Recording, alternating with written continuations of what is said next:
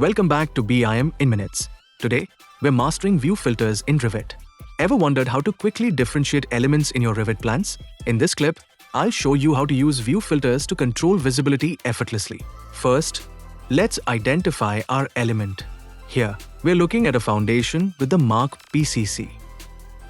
Press VG on your keyboard to open Visibility Graphics and head over to the Filters tab.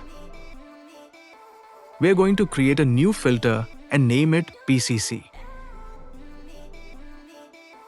Select Structural Foundations as the category. And set the rule to mark equals PCC. This ensures only these specific elements are affected. Once the filter is added to our view, we can override the graphics. I want these to stand out, so let's change the projection lines. I'm switching the line pattern to hidden so we get that clean, dashed look in our structural plan. Hit OK, and just like that, our foundations are updated across the entire view.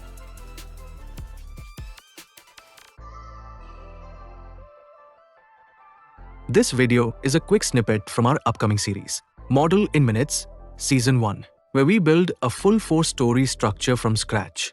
If you found this helpful, please subscribe for updates and comment below to let me know. Do you prefer using filters or worksets for visibility control? See you in the next one.